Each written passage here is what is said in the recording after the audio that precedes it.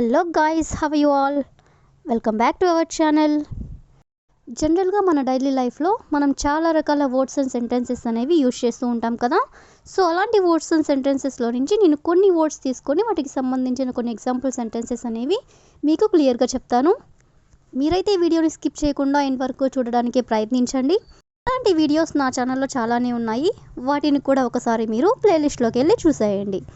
మీకు ఏమైనా డౌట్స్ ఉంటే డిస్క్రిప్షన్లో నా ఇన్స్టాగ్రామ్ ఐడి అనేది లింక్ ఇచ్చున్నాను, ఒకసారి చెక్ చేయండి.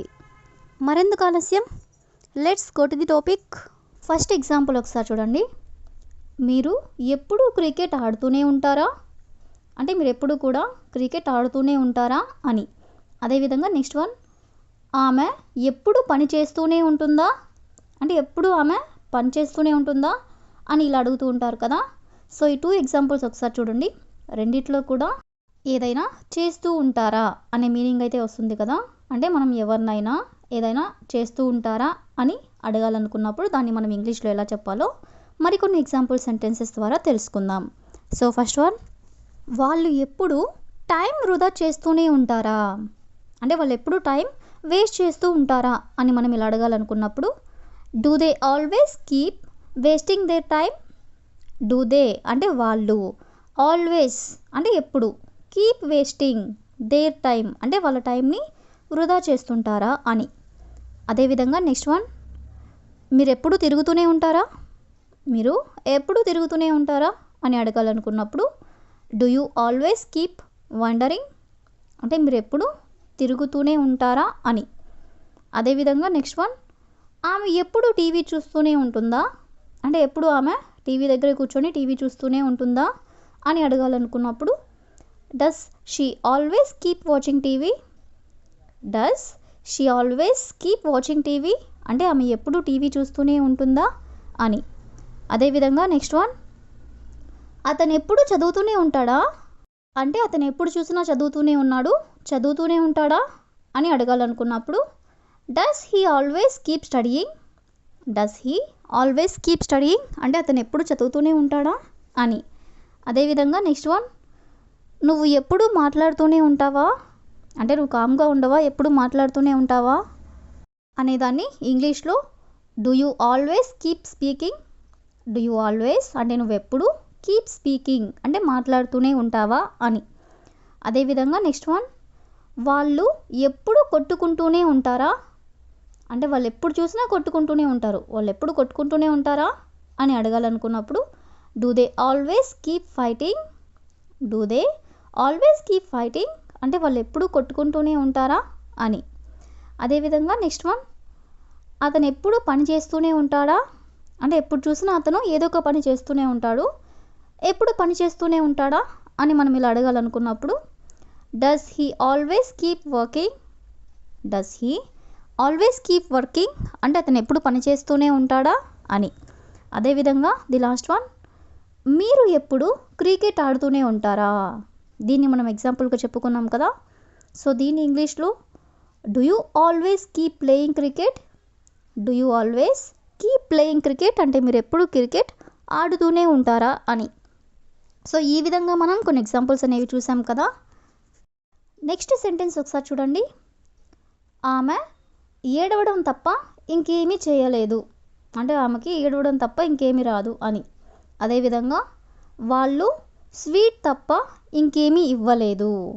ఈ విధంగా మనం ఈ టూ సెంటెన్సెస్లో కూడా తప్ప, ఇంకేమీ అంటే అది కాకుండా ఇంకేమీ అని.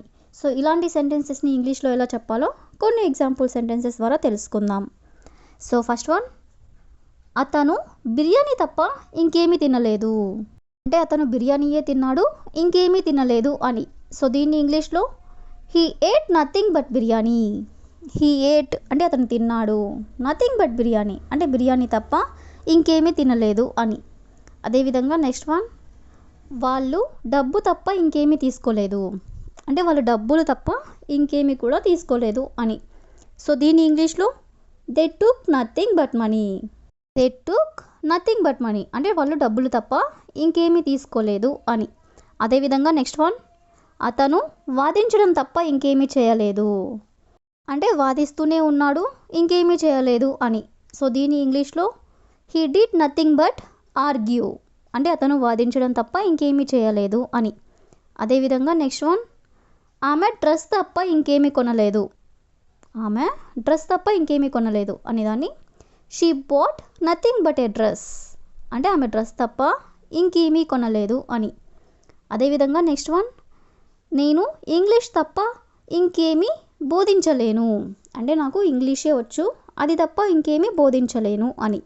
సో దీన్ని ఇంగ్లీష్లో I taught nothing but English. I taught nothing but English, అంటే నేను ఇంగ్లీష్ తప్ప ఇంకేమీ బోధించలేను అని. అదేవిధంగా నెక్స్ట్ వన్, మేము జ్యూస్ తప్ప ఇంకేమీ తాగలేదు అని చెప్పాలనుకున్నప్పుడు వి డ్రాంక్ నథింగ్ బట్ జ్యూస్, అంటే మేము జ్యూస్ తప్ప ఇంకేమీ తాగలేదు అని.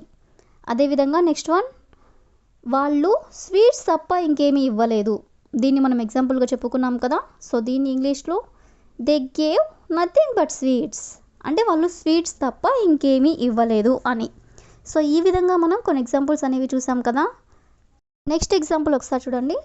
మీరు దేవుడికి మొక్కుకున్నారా, లేదా మీరు దేవునికి ఏం మొక్కున్నారు, ఇలా మొక్కుకున్నారా లేదా ఏం మొక్కున్నారు, ఈ విధంగా మొక్కుకు సంబంధించిన కొన్ని ఎగ్జాంపుల్ సెంటెన్సెస్ అనేవి చూద్దాం. సో ఫస్ట్ వన్, మీరు మొక్కు ఎంత తొందరగా చెల్లిస్తే అంత మంచిది. ఇలా మనం ఎవరికైనా చెప్పాలనుకున్నప్పుడు you had better fulfil your vow as early as possible, అంటే మీరు మొక్కు ఎంత తొందరగా చెల్లిస్తే అంత మంచిది అని. అదేవిధంగా నెక్స్ట్ వన్, మేము మొక్కు చెల్లించలేదు అని చెప్పాలనుకున్నప్పుడు we haven't fulfilled our vow. We haven't fulfilled our vow, అంటే మేము మొక్కు చెల్లించలేదు అని.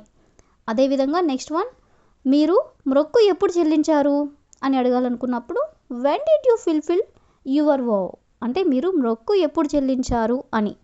అదేవిధంగా నెక్స్ట్ వన్, ఎవరి కోసం మొక్కుకున్నారు, ఎవరి కోసం మొక్కుకున్నారు మీరు అని అడగాలనుకున్నప్పుడు for whom did you vow. For whom did you vow, అంటే మీరు ఎవరి కోసం మొక్కుకున్నారు అని. అదేవిధంగా నెక్స్ట్ వన్, అతను ఎప్పుడు మొక్కుకున్నాడు, అతను ఎప్పుడు మొక్కుకున్నాడు అని అడగాలనుకున్నప్పుడు when did he vow. When did he vow, అంటే అతను ఎప్పుడు మొక్కుకున్నాడు. అదేవిధంగా ది లాస్ట్ వన్, మీరు దేవుడికి ఏమి మొక్కుకున్నారు. దీన్ని మనం ఎగ్జాంపుల్గా చెప్పుకున్నాం కదా. సో దీని ఇంగ్లీష్లో what did you wow to God. What did you wow to God, అంటే మీరు దేవుడికి ఏమో మొక్కుకున్నారు అని. సో ఈ విధంగా మనం మొక్కుకు సంబంధించిన కొన్ని ఎగ్జాంపుల్స్ అనేవి చూసాం కదా. So that's all for today. I will ask a question for you. అతను దేవుడికి మొక్కుకున్నాడా, అతను దేవుడికి మొక్కుకున్నాడా. So if you know this one in English, please you can comment in the comment section. Thank you for watching.